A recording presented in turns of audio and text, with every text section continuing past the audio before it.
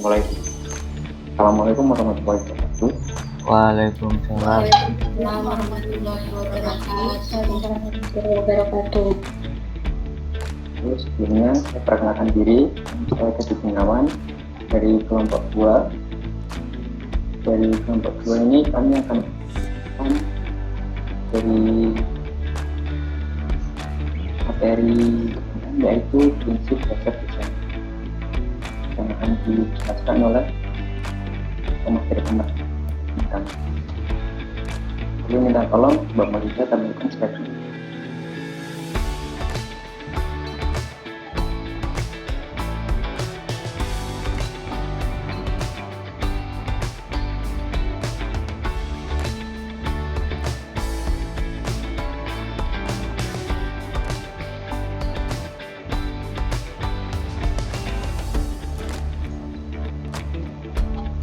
Itu baik teman-teman, apa baik?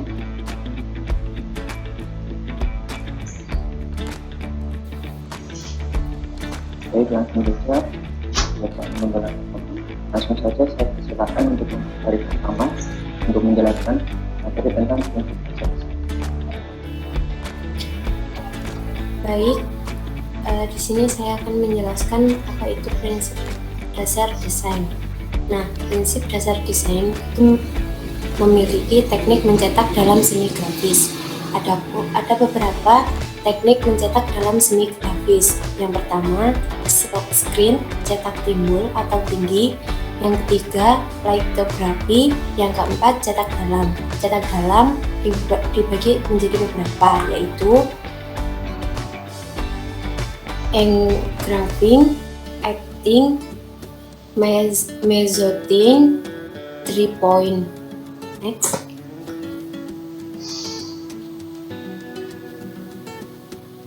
Yang pertama yaitu silk screen. Silk screen merupakan teknik mencetak seni grafis dengan silk screen atau lebih dikenal dengan sebutan sablon.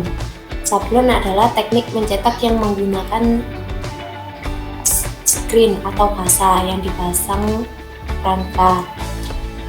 Kasa sendiri bersifat lentur, halus, dan elastis. Teknik ini biasanya dipakai untuk membuat spanduk, kaos, dan poster. Screen yang dipakai untuk sablon baju terdiri dari beberapa jenis, bergantung pada kualitas dan sifat dari kain yang berbeda-beda. Sementara untuk membedakan screen biasa memakai huruf T.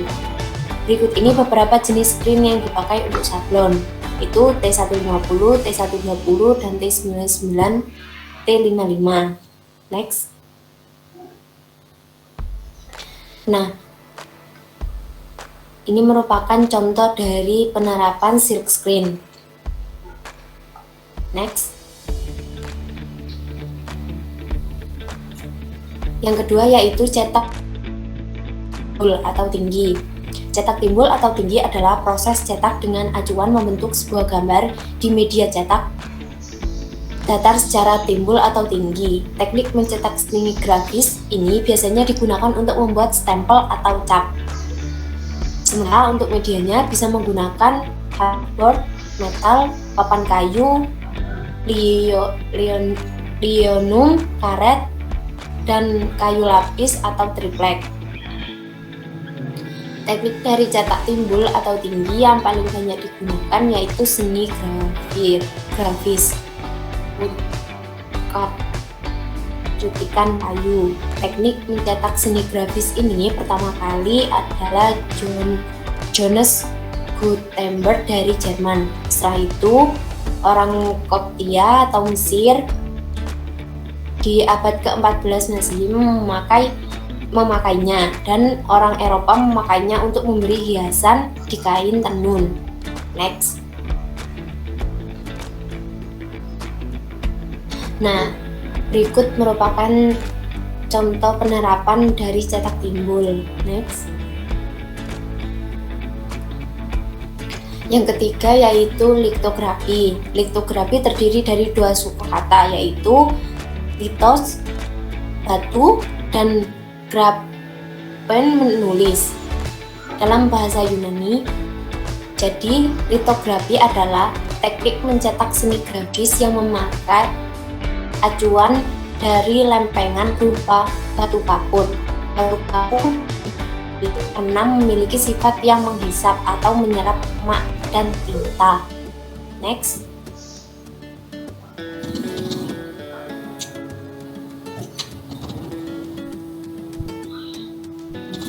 Nah,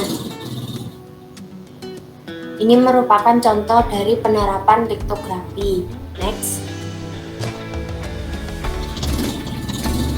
Yang keempat yaitu cetak dalam. Cetak dalam biasanya menggunakan media dengan bahan logam atau tembaga. Teknik ini dengan cara digores atau dilores secara langsung. Meski ada yang memakai senyawa kimia nitrit yang bersifat korosif, terdapat logam tembaga.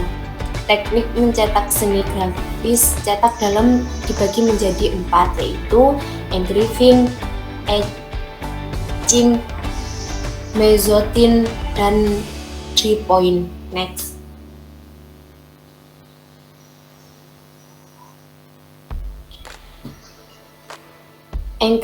Yang pertama, penerapan dari engraving yaitu engraving. Engraving adalah bentuk yang sangat rumit, terutama untuk memakai alat yaitu burin sebagai pengukir logam, dan logam disiram tinta kemudian dibersihkan kembali. Jadi tinta yang tertinggal hanya ada di garis ukiran. Alat yang digunakan bernama burin dan umumnya hanya orang-orang yang memiliki keterampilan lebih yang dapat menggunakan teknik engraving. Next.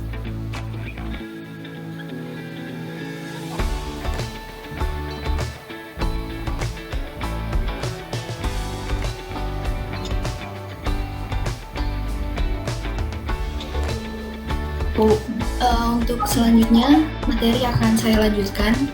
Bagian kedua yaitu etching. Etching adalah seni grafis dengan media tembaga sebagai pembuat clays memakai asam nitrat yang bersifat korosif, di mana logam akan dilapisi lilin. Selanjutnya logam diukir dengan etsa dan dicelupkan ke asam nitrat. Pada gambar adalah contoh dari etching. Selanjutnya, yang ketiga yaitu mezzotint. Mezzotint adalah seni grafis yang menggunakan media plat logam dan permukaannya terlebih dahulu dibuat menjadi kasar secara merata. Selanjutnya, gambar dibuat dengan plat logam yang dikerok hingga memberikan efek gelap dan terang. Penemu teknik mezzotint adalah Ludwig von Siegen yang menggunakan alat yang disebut rocker. Pada gambar adalah contoh dari mezzotint. Next. Yang keempat adalah dry point. Dry point adalah teknik yang hampir mirip dengan engraving, yaitu menggunakan alat runcing untuk mengukir goresan dry point dengan hasil pada tepi garis menjadi terkesan lebih kasar. Teknik ini ditemukan oleh Hofbuchmaster. Next. Terdapat 3 tahap dalam proses desain, yaitu yang pertama pradesain, desain, dan post-desain. Next.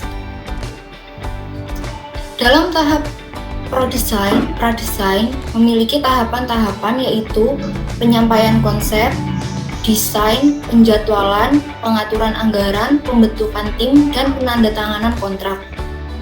Next. Pada tahap pradesain, penyampaian konsep dapat dilakukan dengan presentasi dan diskusi bersama. Nantinya akan didapat konsep yang paling disetujui bersama mulai dari desain, tempat, anggaran dana, dan lain-lain. Next. Yang kedua, tahapan desain. Tahap desain ini merupakan tahap awal rancangan desain perlu dimusyawarahkan hingga mencapai kesepakatan bersama. Yang ketiga yakni penjadwalan, melakukan deadline yang diperlukan agar produk selesai tepat waktu. Misal, minggu pertama tahap ini harus sudah selesai, minggu kedua tahap selanjutnya, dan seterusnya. Selanjutnya tahap menentukan anggaran. Tahap ini merupakan tahap yang paling penting dalam pembuatan produksi.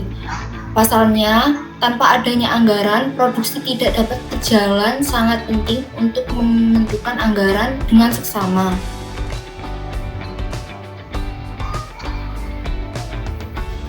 Contoh penyusunan anggaran yaitu kita membuat RAB seperti yang ada di gambar. Membuat rincian biaya yang digunakan seperti biaya desain, biaya pembuatan prototipe, dan biaya pemasangan iklan. Selanjutnya, pembentukan tim. Diperlukan tim-tim dengan kemampuan tertentu agar proses produksi dapat berjalan lancar. Bagian 1 membuat beberapa orang, begitu juga dengan bagian lainnya. Tidak semua orang harus dilibatkan dalam produksi, hanya bagian yang dibutuhkan saja. Kemudian, penandatanganan kontrak. Surat perjanjian diperlukan agar memiliki kekuatan hukum. 1 lembar untuk klien dan desainer. Umumnya, pada pembayaran awal, desainer akan mendapat minimal 20% dari jumlah total nilai proyek desain. Berikut contoh surat kontrak. Selanjutnya, produksi desain. Proses desain atau produksi merupakan proses dari layout kasar sehingga layout komprehensif. Tahapan proses inilah tentunya memerlukan biaya yang harus dikeluarkan baik secara perorangan maupun kelompok. Perorangan merupakan kegiatan yang dilakukan oleh seorang perancang atau praktisi dalam menyelesaikan karya. Sedangkan yang dimaksud kelompok merupakan penggarapan media grafis komunikasi dilakukan atau dikerjakan oleh beberapa orang atau kelompok tim.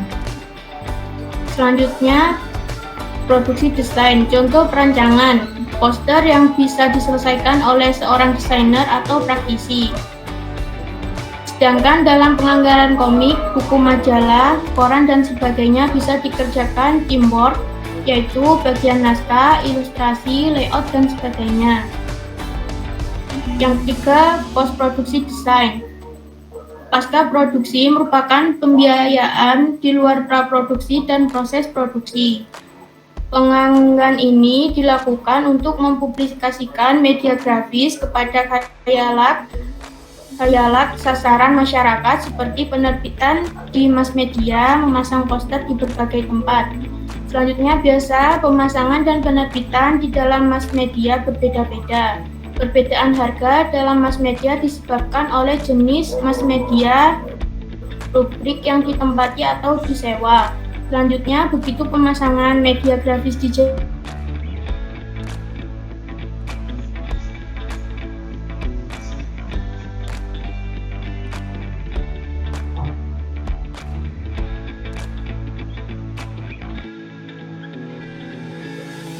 antarmuka pemasaran dan periklanan, publikasi, motion grafis, desain kemasan grafis lingkungan, seni dan ilustrasi untuk desain grafis.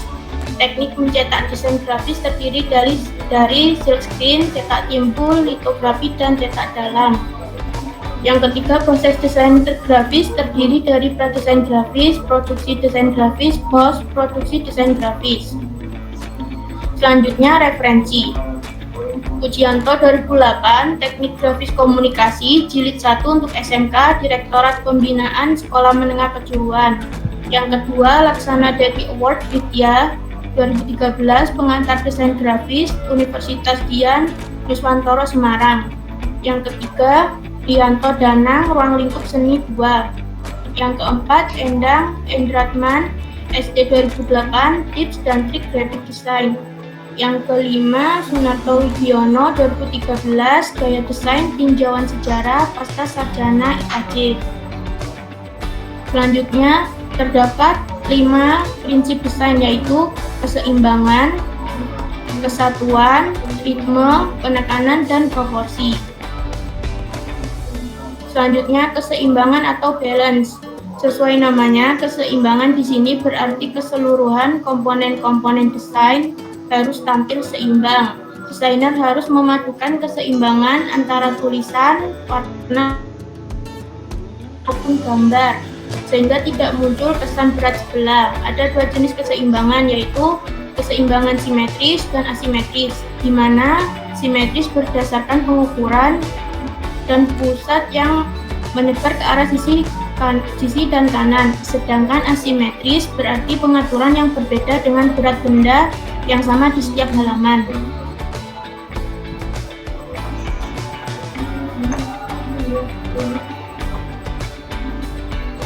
Baik, prinsip desain kedua yaitu kesatuan atau unity. Kesatuan dalam prinsip desain grafis adalah kohensi, konsistensi, ketunggalan atau keutuhan yang merupakan isi pokok dari komposisi. Dengan prinsip kesatuan dapat membantu semua elemen menjadi sebuah kepaduan dan menghasilkan tema yang kuat, serta mengakibatkan sebuah hubungan saling mengikat. Karena penting adanya penyungguhan klien, sebuah desain yang mengandung arti yang kuat sesuai dengan tema yang diminta.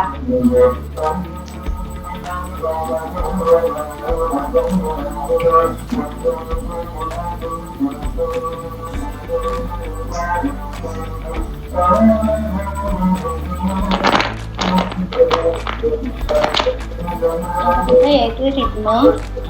Ritme adalah pembuatan desain dengan prinsip yang menyatukan irama, bisa juga berarti pengulangan atau variasi dari komponen-komponen desain grafis. Irama yang dihasilkan oleh unsur-unsur yang berbeda dengan pola yang berirama dan unsur serupa serta konsistensi. Jenis irama meliputi reguler, mengalir atau flowing, dan prosesif atau gradual. Baik, lanjut lagi. Yang selanjutnya, prinsip dasar desain yang keempat yaitu penekanan atau empasis. Dalam setiap bentuk desain ada hal yang perlu ditonjolkan lebih dari yang lain. Tujuan utama dari penekanan ini adalah untuk mewujudkan hal itu sehingga dapat mengarahkan pandangan khalayak sehingga apa yang mau disampaikan tersalur. Tapi, ada perlu diingat adalah tidak semua elemen harus ditonjolkan karena bila itu terjadi, desain akan berakhir terlalu ramai dan pesan tidak dapat disampaikan.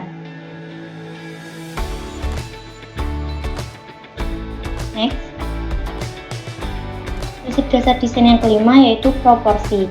Proporsi merupakan hubungan perbandingan antara bagian dengan bagian lain atau bagian dengan elemen keseluruhan. Dapat diartikan pula sebagai perhubungan ukuran atau size tanpa perubahan ukuran panjang, lebar, atau tinggi, sehingga gambar dapat berubah proporsi, sering terlihat di distorsi. Next. Mengaplikasikan prinsip keseimbangan. Keseluruhan komponen-komponen desain harus tampil seimbang, tidak berat sebelah. Desainer harus memadukan keseimbangan antara tulisan, warna, ataupun gambar sehingga tidak muncul kesan berat sebelah. Seperti contoh yang ada di gambar itu. Next.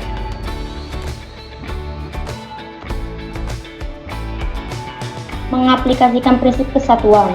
Kesatuan dalam prinsip desain grafis adalah kohensi, konsistensi, ketunggalan, atau keutuhan, yang merupakan isi pokok dari komposisi. Dengan prinsip kesatuan dapat membantu semua elemen menjadi sebuah kepaduan dan menghasilkan tema yang kuat, serta mengakibatkan sebuah hubungan yang saling mengikat. Next. Mengaplikasikan prinsip keteraturan atau ritme. Ritme adalah perbuatan desain dengan prinsip yang menyatukan irama. Bisa juga berarti pengulangan atau variasi dari komponen-komponen desain grafis.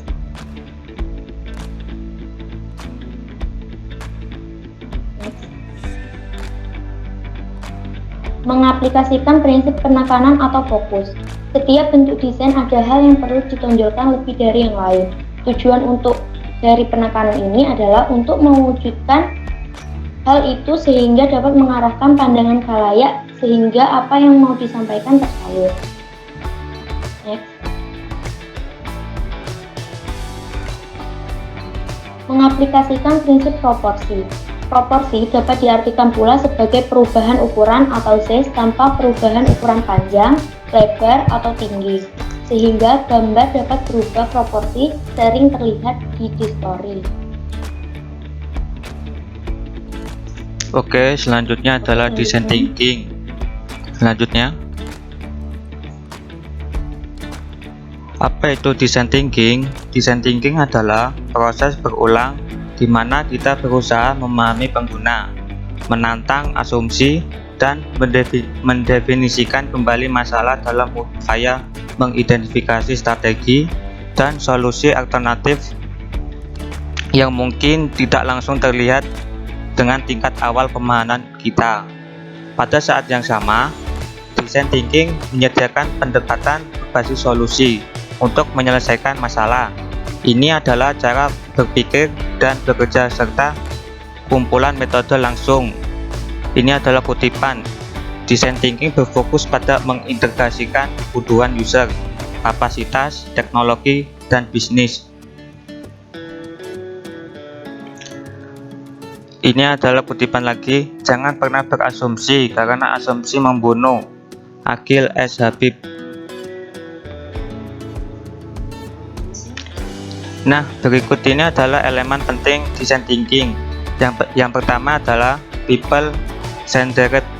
Dalam metode ini perlu ditekankan bahwa tindakan yang dilakukan berpusat pada apa yang digunakan dan dibutuhkan oleh user. Yang kedua adalah highly creative. Dalam penggunaan metode ini dapat digunakan kreativitas sebebasnya. Tidak perlu adanya aturan yang terlalu kaku dan baku. Yang ketiga adalah hands-on. Proses desain memerlukan percobaan langsung oleh tim desain, bukan hanya pembuatan teori atau sebuah gambaran di kertas. Yang keempat adalah iteratif. Proses desain merupakan sebuah proses dengan tahapan yang dilakukan berulang-ulang untuk melakukan improvisasi dan menghasilkan sebuah produk atau aplikasi yang baik. Selanjutnya, nah berikut tahapan design thinking. Yang pertama adalah empati. Gali permasalahan yang ada. Yang kedua, analisa permasalahan dan data yang telah dikumpulkan. Ideate atau tampung ide-ide yang akan menjadi solusinya. Yang keempat adalah prototype. Buat prototipe atau mock-up untuk melihat gambaran solusi. Yang terakhir adalah tes, pengujian, dan evaluasi terhadap prototipe untuk penyempurnaan. Selanjutnya, kesimpulan. Design thinking merupakan pola pendekatan penyelesaian sebuah masalah. Prosesnya tidak harus linear. Design thinking bertujuan untuk memvalidasi ide yang lebih cepat dan lebih sering. Dengan begitu, kita bisa gagal lebih cepat dan memperbaiki diri lebih cepat juga. Selanjutnya adalah ruang lingkup seni rupa dan desain. Yang pertama adalah seni rupa, yang seni rupa murni, yang kedua seni lukis, yang ketiga seni patung, yang keempat seni grafis. Contohnya adalah keramik seni, karya seni tulisan. Yang selanjutnya adalah terapan, yaitu desain produk. Yang terus interior. Yang keempat komunikasi visual, yaitu arsitektur. Yaitu yang selanjutnya adalah geria, tekstil, batik, tenun, kayu, kulit, logam, dan keramik, dan lain-lain. Selanjutnya,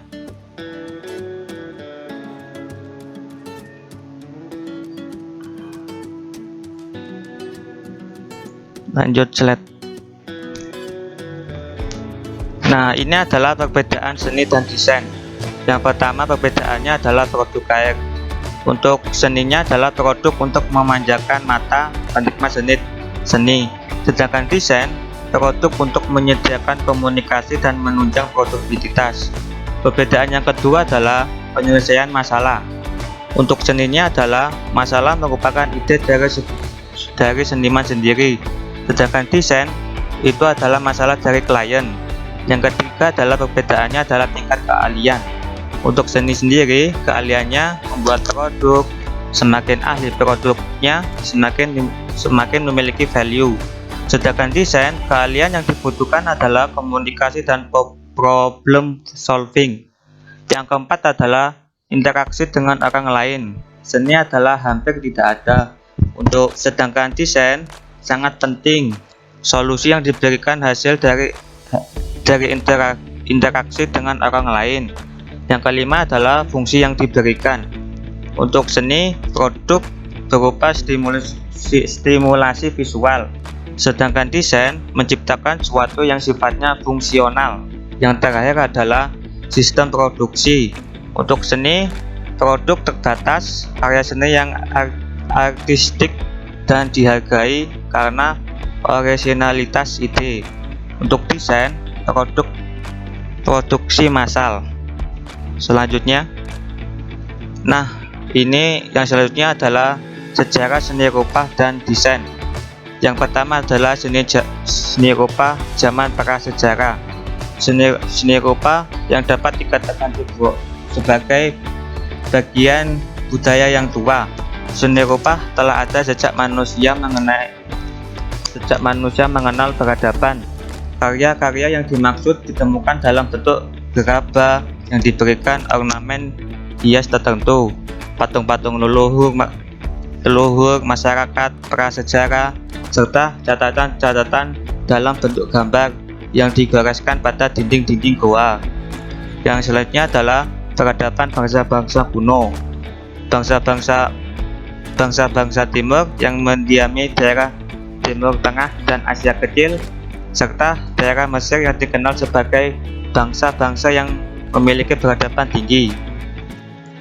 Di Mesir, kita dapat menyaksikan sisa-sisa peradaban tinggi dalam bentuk karya seni arsitektur, patung, serta lukisan dinding yang bernilai tinggi, seperti piramida, spik, serta relief dan lukisan patung dinding pada bagian dalamnya. Selanjutnya, yang ketiga adalah seni rupa zaman abad pertengahan. Pada periode ini berlangsung mulai tahun 476 Masehi, yakni pada awal berkembangnya agama Nasrani di Romawi, dan berakhir pada tahun 1992, yakni pada saat ditemukan benua Amerika. Selanjutnya adalah seni rupa zaman Renaissance. Zaman Renaissance merupakan zaman perubahan besar-besaran dalam berbagai bidang keilmuan dan seni budaya. Kemampuan gereja mulai terusik oleh berbagai pertentangan serta penemuan dalam bidang keilmuan. Selanjutnya adalah seni rupa zaman Barok dan Rokoko. Kata Barok atau Baroque berasal dari bahasa Romawi yang berarti tidak beraturan atau menyimpang. Michelangelo dan Palladio dianggap sebagai pelopor dari gerakan ini. Zaman Barok terlahir pada pertengahan abad ke-16 sebagai awal mula pengaruh seni Italia ke seluruh daratan Eropa. Yang selanjutnya adalah seni rupa abad ke-19. Penggalian kembali corak-corak lama seperti yang terdapat pada gaya-gaya Yunani purba dan Romawi telah melahirkan aliran-aliran baru yang dikenal sebagai alisan klasik dan neoklasisme dalam seni lukis dan seni patung. Yang terakhir adalah seni rupa abad ke-20. Dengan pecahnya Perang Dunia I, timbullah berbagai gerakan perbaikan dalam bidang seni rupa yang meliputi fisik, material, mental, dan spiritual. Berdirinya negara-negara baru sebagai hasil perjuangan negara-negara jajahan bangsa Eropa telah membangkitkan semangat baru dalam bidang seni rupa.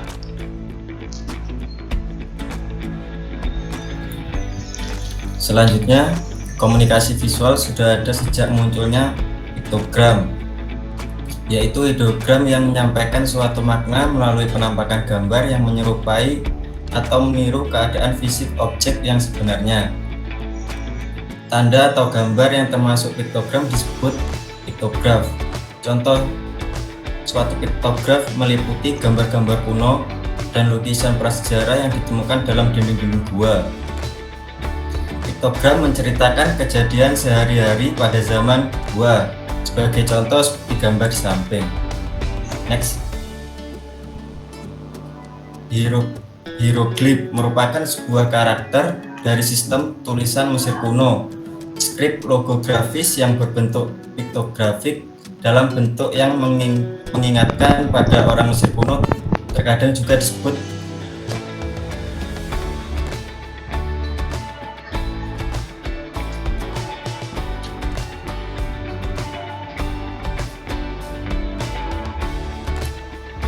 Next. Ragam gaya desain Victorian style tahun 1837 sampai 1901, Art and Craft style 1880 sampai 1910,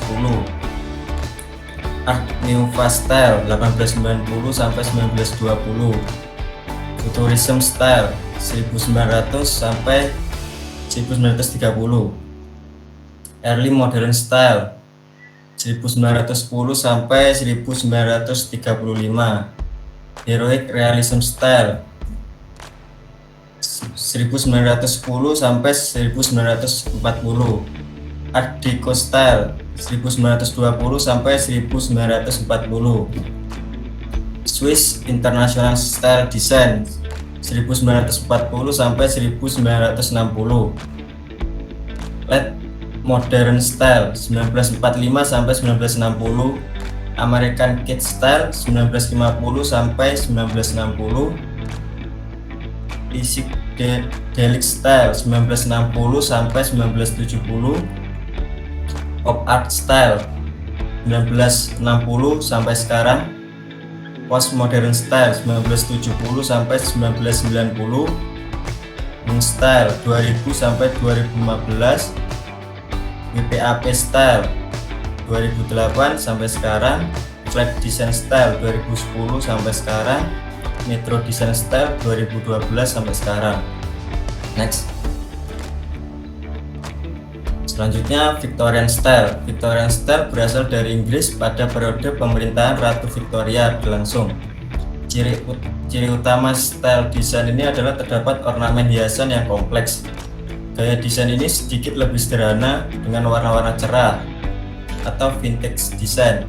Karakteristik utama dari Victorian Style adalah pembatas atau border dekoratif, tipografi yang rumit, penuh dengan ornamen atau hiasan seakan menggambarkan kesan sibuk pada desain. Next. Ini adalah contoh dari Victorian Style. Next. Selanjutnya Art and Craft Style, terkenal dengan seni dekoratif halus yang dimulai di Inggris dan berkembang di Eropa dan Amerika Utara. Kemudian muncul kembali di Jepang pada tahun 1920-an.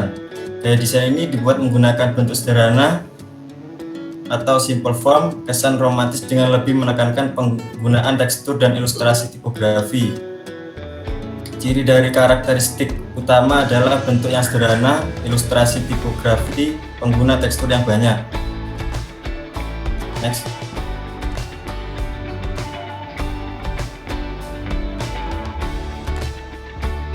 Ini adalah contoh art and craft style. Next.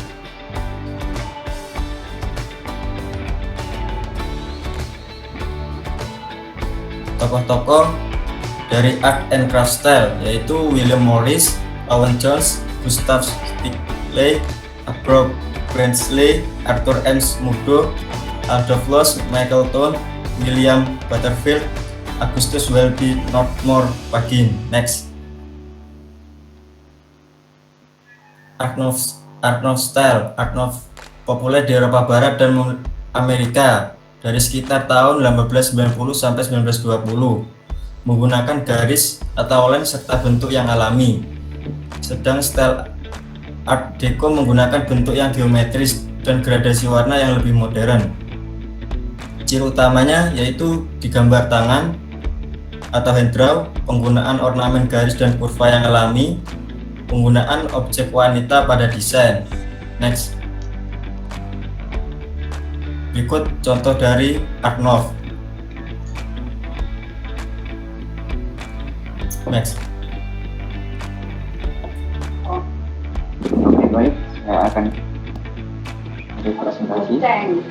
Inilah tokoh-tokoh Art Nouveau, yaitu Charlie Mimekis, Henry van Dijk, Anthony Togi, Fred Mood, Eddie Brezet. Next. Nah, selanjutnya futurist style. Futurism itu tidak hanya sebuah style desain, melainkan juga merupakan sebuah gerakan sosial yang berkembang pada awal abad 20-an, menawarkan pemecahan warna ke dalam serangkaian titik atau bentuk-bentuk geometris melalui proses yang disebut divisionisme, lebih menekankan pada ilustrasi kecepatan, teknologi, dan kekerasan, serta bentuk objek seperti mobil, pesawat, dan kota. Next. Nah, inilah contoh dari futuristik. Next. Selanjutnya, early modern style. Early modern ketika para seniman menggunakan kebiasaan mereka dan mencoba bereksperimen untuk menciptakan style desain dan filosofi desain baru yang akan memperbarui semua genre grafik. Ciri dari early modern adalah bentuk grafisnya lebih minimalis, desain lebih bersih, lebih menekankan penggunaan foto dengan sedikit ilustrasi. Next. Nah, inilah contoh gambarnya dari next. Selanjutnya, Surrealist style. Surrealism merupakan istilah yang menggambarkan seni desain grafis yang digunakan sebagai propaganda. Gambar poster Uncle Sam yang terkenal di Amerika adalah salah satu dari poster yang menggunakan style ini. Ciri-ciri utama dari style desain Surrealism adalah menampilkan citra realistik, menonjolkan satu orang atau tokoh sebagai objek utama. Teks kalimat desain yang terlihat penggunaan font yang jelas dan tebal. Next. Nah, seperti ini contohnya. Next. Yang selanjutnya Art Deco style mempengaruhi seni dekoratif seperti arsitektur, desain interior, dan desain industri, maupun seni visual seperti misalnya fashion, grafis, dan film. Popularitasnya memuncak pada 1920-an. Art Deco murni bersifat dekoratif pada masa itu. Gaya ini dianggap anggun, fungsional, dan ultra modern. Next. Nah, seperti ini adalah Art Deco. Next.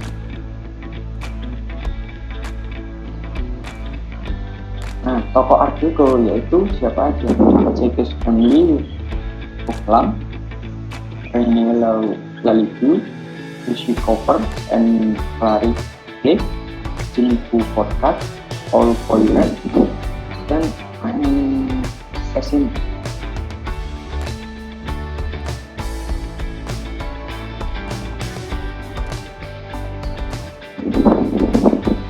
Baik, saya akan melanjutkan. Kemudian ada Swiss atau International Style, sering disebut sebagai International Typographic Style atau International Style. Gaya desain yang berasal dari Swiss pada tahun 1940-an adalah dasar dari banyak perkembangan style desain grafis pada abad ke-20. Fokus utamanya adalah penggunaan grid, tipografis, sans serif, hierarki konten, dan tata letak yang bersih. Ciri utama dari Swiss style adalah memanfaatkan ruang negatif, bersih dan sederhana, lebih sering menggunakan font sans serif, layout asimetris, mengkombinasikan sebuah foto yang besar namun ditampilkan secara sederhana dengan tipografi minim. Next. Ini merupakan contoh dari Swiss atau International Style. Next. Kemudian ada Late Modern Style. Meliputi produksi keseluruhan dari artwork terbaru yang dibuat antara setelah Perang Dunia Kedua dan tahun-tahun awal abad ke-21. Ciri gaya desain ini mengedepankan kesederhanaan dengan bentuk geometris yang terdistorsi, tata letak struktur yang polos, sederhana dan non-dekoratif. Next. Ini merupakan contoh dari Late Modern Style. Next. Kemudian ada American Kids Style. Pengaruh dari Art Deco menginspirasi para artis atau seniman dan desainer untuk membuat ide-ide desain yang lebih modern. Setelah beberapa tahun mencoba, pada tahun 1950-an, style desain kids American muncul dengan gaya desain yang lebih futuristik. Kids adalah sebuah kata yang dalam bahasa Jerman yang berarti selera buruk. Karakteristik utamanya adalah penggunaan warna kontras antara font dan ilustrasi, lebih berani menggunakan warna-warna cerah, bentuk aerodinamis atau acrodynamic shapes, menampilkan tokoh dengan pose unik sebagai objek utama. Next. Dan ini merupakan contoh dari American Kids Style. Next. Selanjutnya ada Psychedelic Style. Gerakan psychedelic dimulai pada pertengahan tahun 1960-an. Nama psychedelic mengacu pada obat narkoba yang populer pada budaya kaum muda waktu itu. Motif psychedelic sebagian terinspirasi dari Art Nouveau. Dinamakan psychedelic dikarenakan orang yang melihat desain ini seakan-akan berhalusinasi seperti orang yang sedang mabuk atau mengkonsumsi obat narkoba. Ciri-ciri dari psychedelic style design adalah memberi kesan halusinasi, bentuk abstrak dengan warna intens, menggunakan font hand drawn, bentuk kurva lengkung, warna yang intens. Next. Dan ini adalah contohnya. Next. Kemudian ada pop art design style. Pada dekade tahun 1960-an, lahir gerakan seni popular art atau pop art yang berkembang sangat pesat di Inggris dan Amerika. Keunikannya melibatkan ikon-ikon yang sering muncul di media massa, seperti komik, iklan, selebriti, dan lain-lain. Kemudian diolah menjadi bentuk baru. Dipengaruhi oleh perlawanan estetika kaum dadaisme, surrealisme, dan seni optik atau optical art. Ciri khasnya yaitu tampilan warna dan garis. Pop art tidak menawarkan gaya tunggal yang dominan, namun ciri inovasi kreatif. Terletak pada semangat kebebasan, kesegaran atau instan, dan pack buang atau expendable. Dan ini adalah contoh dari populer pop art design style.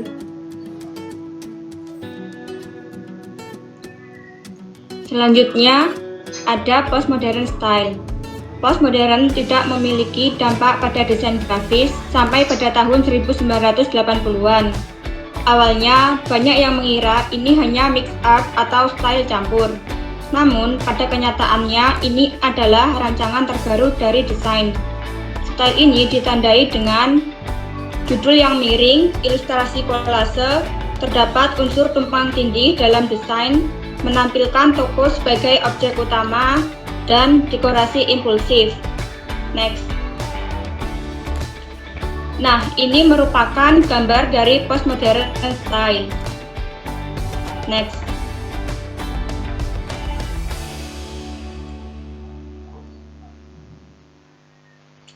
Yang selanjutnya, grunge style.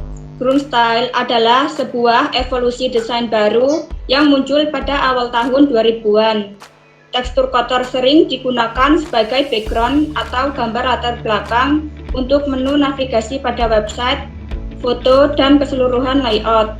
Ciri utama dari ground style adalah tekstur kotor sebagai gambar latar belakang, garis tidak teratur dan tampak border atau garis tepi, penambahan efek kertas, robek, dan tepi bertekstur kotor, penggunaan font yang solid dan mudah dibaca dengan warna yang kontras.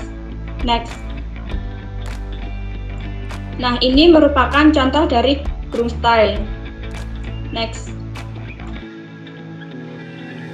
Selanjutnya ada WPAP style. Pop art style mempengaruhi Weda Abdul Rashid sebagai salah satu pop art di Indonesia, membentuk Weda Pop Art Pop Portrait atau disingkat dengan WPAP. Awal mulanya adalah ketika Rashid 2009, pemeran tunggal Weda Abdul Rashid pada 28 Oktober 2008 tentang WPAP, yang sekaligus menjadi penetapan resmi WPAP. Sebelum WPAP didahului oleh foto marak berkotak atau FMB. WPAP dikelompokkan ke dalam aliran Dadaisme. Aliran ini merupakan bentuk pemberontakan yang dilakukan atas adanya estetika yang sudah baku pada zaman modern di dunia barat. Ciri khasnya fokus pada potret atau wajah manusia. Teknik yang digunakan adalah teknik ilustrasi, membuat sidang kotak-kotak dan penuh dengan warna-warni tanpa menghilangkan karakter objek atau model yang digambar. Dalam WPAP tidak akan ditemukan bidang-bidang lengkung atau kurva. Semakin banyak garis tegas yang digunakan, maka penggunaan warna akan semakin banyak. Nah, next. Nah, ini merupakan contoh dari WPAP style. Next. Selanjutnya ada flat design style. Flat design awalnya digunakan untuk grafis antarmuka website, software atau aplikasi, dan mobile apps. Namun kini diaplikasikan ke berbagai media seperti banner, poster, brosur, ikon, dan lain-lain. Swiss style atau International Typographic Style memberikan pengaruh yang sangat besar. Ciri khas dari flat design adalah minimalis, warna kalem dan enak dipandang, straight line, pemanfaatan ruang negatif. Next.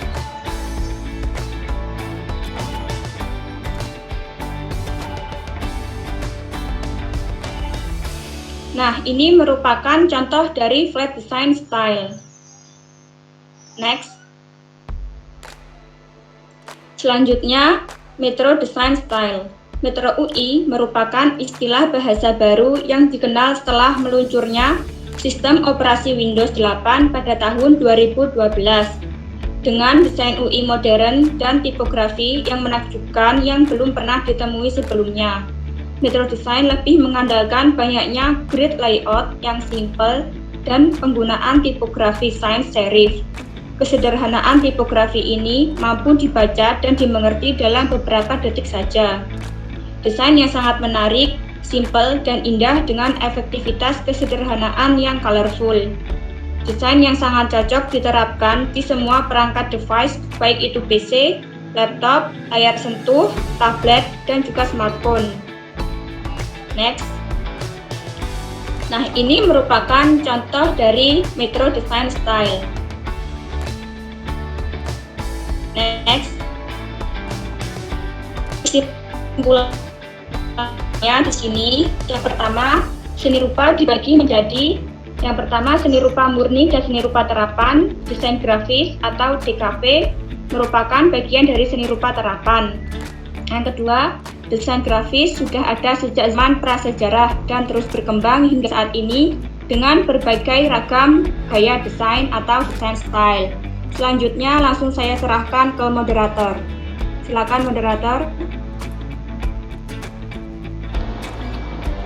Oke, baik. Terima kasih teman-teman mau membantu dari kami. Untuk itu selanjutnya akan kami buka sesi tanya jawab. Cuman kita pertanyaan. Mungkin dari teman-teman ada yang mau ditanyakan dari materi yang sudah kami sampaikan.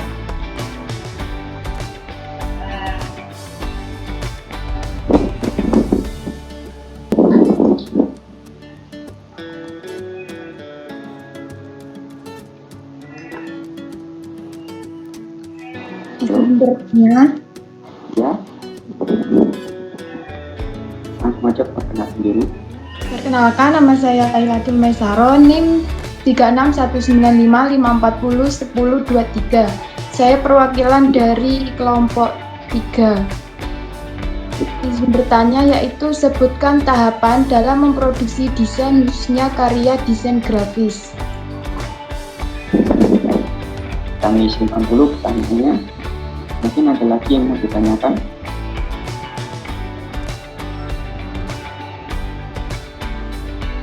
Akan mengulangi nanti kita bagi untuk setiap kelompok.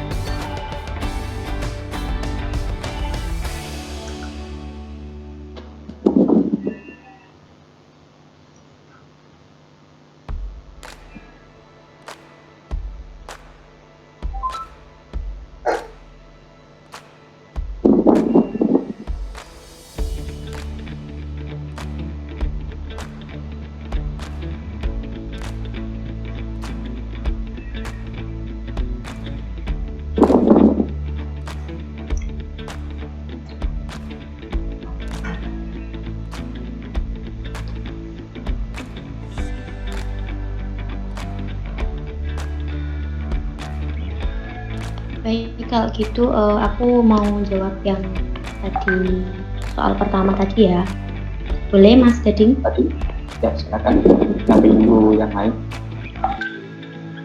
Oke, tadi kan yang ditanyakan oleh Mbak Ella kan sebutkan tahapan dalam memproduksi desain. Itu tuh ada 6 jawaban. Yang pertama itu konsep. Konsep itu adalah pijakan awal dalam sebuah desain dan merupakan hasil dari brainstorming seorang desainer dengan klien. Dan yang kedua, media. Media itu berupa media cetak, dapat elektronik, outdoor, internet, mural, dan lain sebagainya. Yang ketiga, ide atau gagasan. Dan yang keempat, persiapan data. Data dapat berupa teks, suara, video, maupun gambar. Kelima, visualisasi. Dan yang terakhir yaitu produksi. Seperti itu jawabannya Mbak Ella. Gimana Mbak Ella? Apakah ada puas dari jawabannya Mbak Adin? Sudah, terima kasih. Oke, terima kasih. Untuk yang lain, mungkin dari kelompok itu ada yang ditanyakan?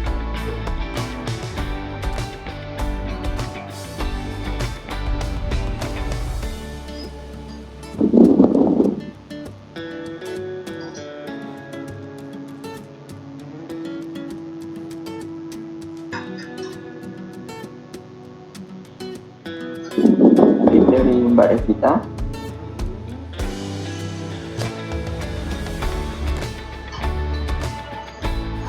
Mbak Arteria, Mbak Melisa, Mbak Evi, dan Mbak Sati.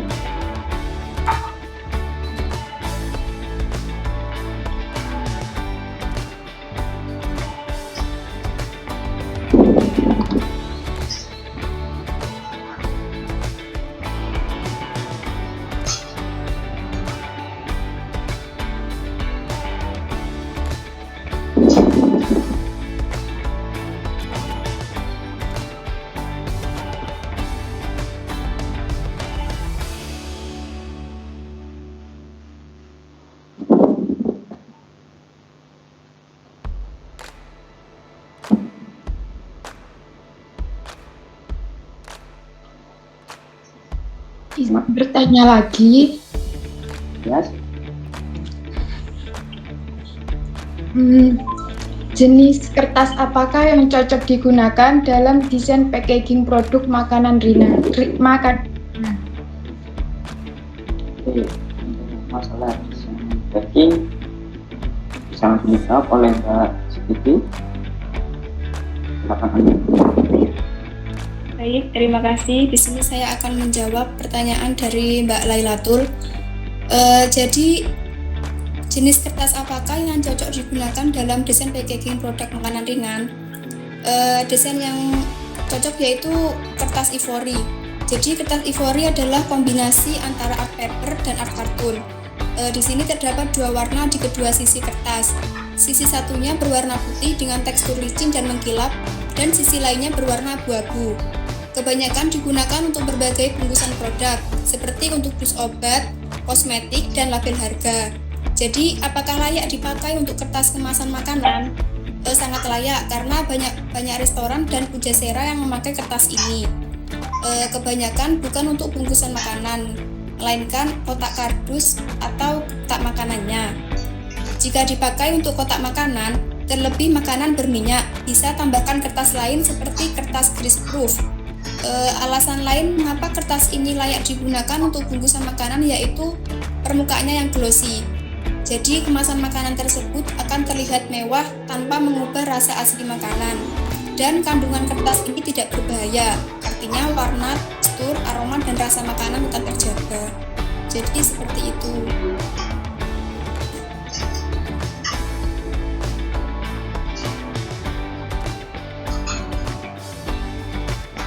Terima kasih Mbak Suci untuk jawabannya. Gimana Mbak? Udah puas dengan jawabannya? Sudah, terima kasih. Jadi saya ucapkan terima kasih untuk Mbak yang sudah bertanya. Jadi desain teknik itu sangat penting banget.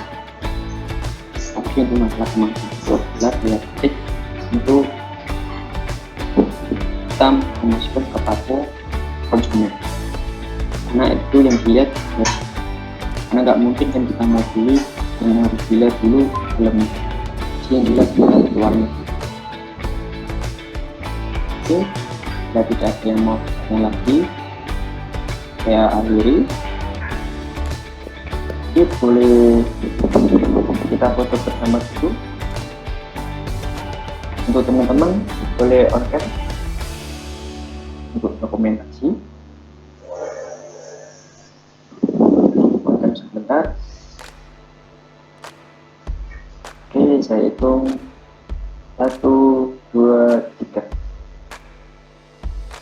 Oke, terima kasih teman-teman yang mau menyempatkan waktunya untuk mendengarkan kami presentasi.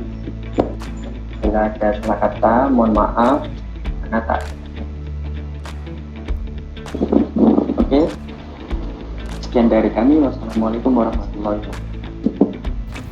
Waalaikumsalam warahmatullahi wabarakatuh.